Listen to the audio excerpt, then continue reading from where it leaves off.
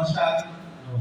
मैं पुरुषोत्तम सिंह नेता प्राथमिक शाळा चपनपारा संकुल छिंदिया विकास खंड कोड़ीकोड़ा से आप लोगों के समक्ष गण के प्रतिवेदन प्रस्तुत करने जा रहा हूँ। थोड़ा सा ध्यान दीजिएगा, कुछ गलती होगी तो। नवीन पाठ्यक्रम के दूसरे दिवस प्रतिवेदन आज सुनाता हूँ। क्या क्या हुआ प्रशिक्षण में इस दिन संक्षेप में बताता हूँ। अर्थप्रचारी महोदय के आशी वचन के साथ प्रथम सत्र प्रारंभ हुआ। फिर मौखिक भाषा विकास का परिचय आरंभ हुआ। श्री उत्तरा साहू सर ने बताए पंचकोश के पांचों आयाम गतिविधि से पूरा हुआ मौखिक भाषा विकास का काम। दूसरा सत्र शुरू हुआ डिकोडिंग के साथ जिसको समझाने हैं श्रीमती ज्योति श्रीवास। डिकोडिंग क्या कैसे क्यों है जरूरी, बिना ध्वनि पहचान के डिकोडिंग अधूरी। डिकोडिंग के बुनियादी कौशल हम सबको बतलाए। प्रिंट क्षेत्र और ध्वनि जागरूकता दोनों को समझाए।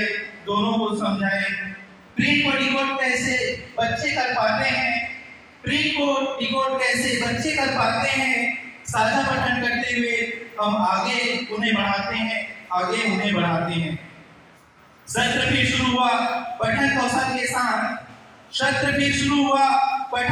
के साथ धारा प्रवाह पठन की इसमें हुई बात। डीआरजी उत्तरा साहू जी ने पठन के चरण बताए।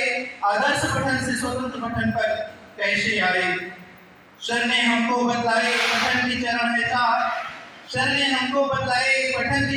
4। इसके बाद सर ने जाने हम सबके विचार। चर्चा परिचर्चा के साथ सत्र हुआ पूरा। बिना डिकोडिंग के पढ़ना है अधूरा। अपनी प्रिया मैम भी नहीं है किसी से कम। सत को चुप कराया और बताया गणित शिक्षण के क्रम। अनुभव आधारित शिक्षण पर देते हैं यह बल। नाम है इसके एक्सपीरियंस लैंग्वेज पिक्चर और सिंबल। गणित शिक्षण में लेना है इसको सीरियस।